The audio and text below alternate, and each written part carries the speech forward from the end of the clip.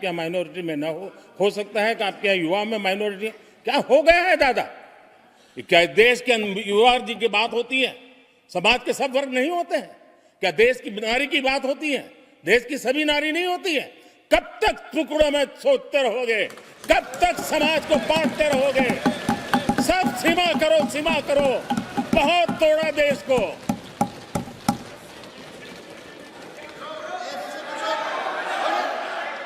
आदरणीय अध्यक्ष जी, अच्छा होता कि जाते जाते तो कम से कम इस चर्चा के दरमियान कुछ सकारात्मक बातें होती, कुछ सकारात्मक सुझाव आते, लेकिन हर बार की तरह आप सब साथियों ने देश को बहुत निराश किया, क्योंकि आपकी सोच की मर्यादा देश समझ पा रहा है। और उसको बार बार दर्द होता है कि ये दशा है इनकी सोचने की मर्यादा इतनी है। आदरणीय अध्यक्ष जी, नेता तो बदल गए, लेकिन टेप रिकॉर्डर वही बज रही है, वही बातें, कोई नई बात आती नहीं, और पुरानी ढपली और पुराना राग वही चलता रहता है आपका। चुनाव का वर्ष था, थोड़ी मेहनत करते, कुछ नया निकाल करके लाते, जनता को जरा संदेश दे पाते, उसमें भी फेल गए आप। चलिए, ये भी मैं सिखाता हूं। आदरणीय अध्यक्ष जी, आज विपक्ष की जो हालत होगी ना, इसकी सबसे दोषी कांग्रेस पार्टी है।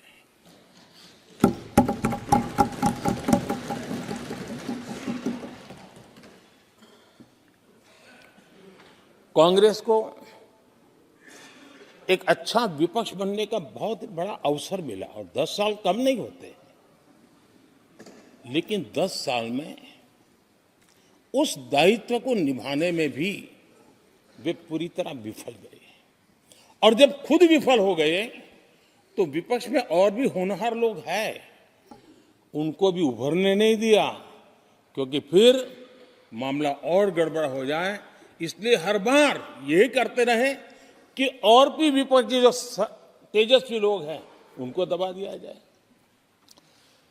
हाउस में कई यंग हमारे माननीय सांसदगण हैं, उत्साह भी, उमंग भी है, लेकिन अगर वो बोलें, उनकी छवि उभर जाए, तो शायद किसी की छवि बहुत दब जाए। उस चिंता में इस यंग जनरेशन को मौका न मिले, हाउस को ही चलने नहीं दिए गए। यानी एक प्रकार से इतना बड़ा नुकसान कर दिया है, खुद का भी, विपक्ष का भी, संसद का भी और देश का भी। और इसलिए, और मैं हमेशा चाहता हूं कि देश को एक स्वस्थ, अच्छे विपक्ष की बहुत जरूरत है।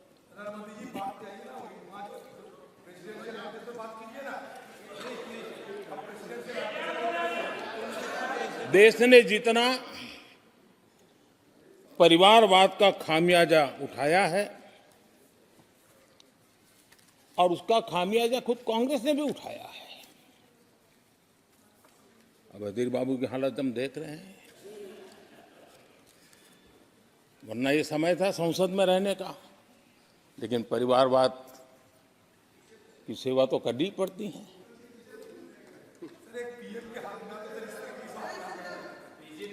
आदरणीय अध्यक्ष जी, अब हालत देखिए, हमारे खरगे जी इस सदन से उस सदन शिफ्ट हो गए,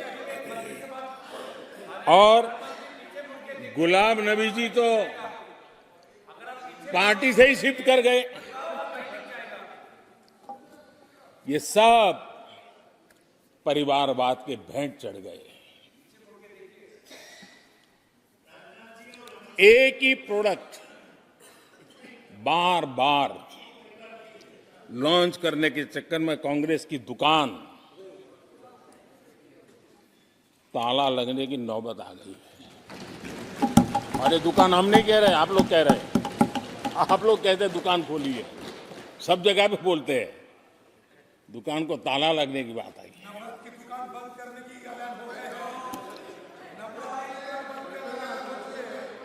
यहाँ हमारे दादा अपनी आदत छोड़ नहीं पाते हैं, वो वहां से बैठे बैठे कमेंट कर रहे हैं परिवारवाद की। मैं जरा समझा देता हूँ, आज माफ करना अध्यक्ष महोदय, मैं जरा समय ले रहा हूँ। आज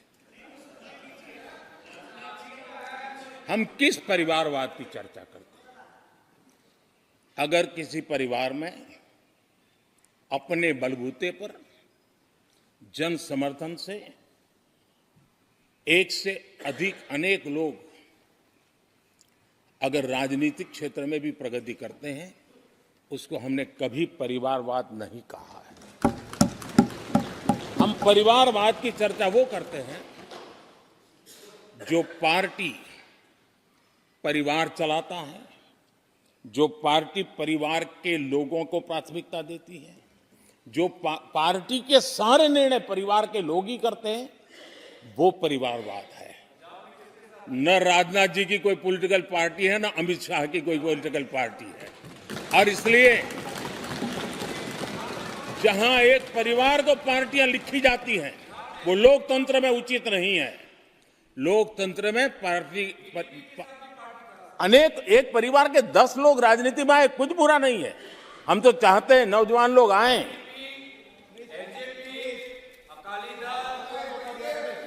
हम भी चाहते हैं ये इसकी चर्चा करिए।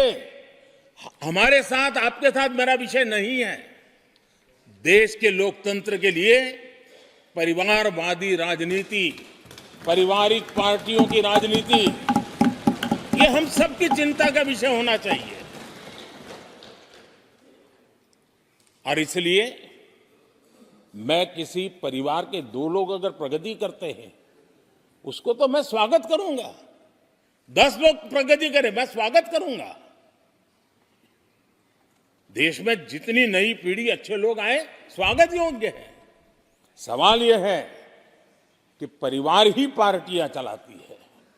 पक्का है कि ये अध्यक्ष नहीं होगा तो उसका बेटा होगा, ये नहीं होगा तो उसका बेटा होगा। ये लोकतंत्र का खतरा है। और इसलिए अच्छा हुआ दादा, थैंक यू।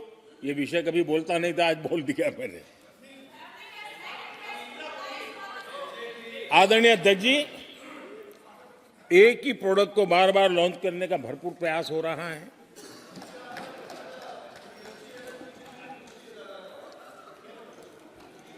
आदरणीय अध्यक्ष जी, कांग्रेस एक परिवार में उलझ गई है।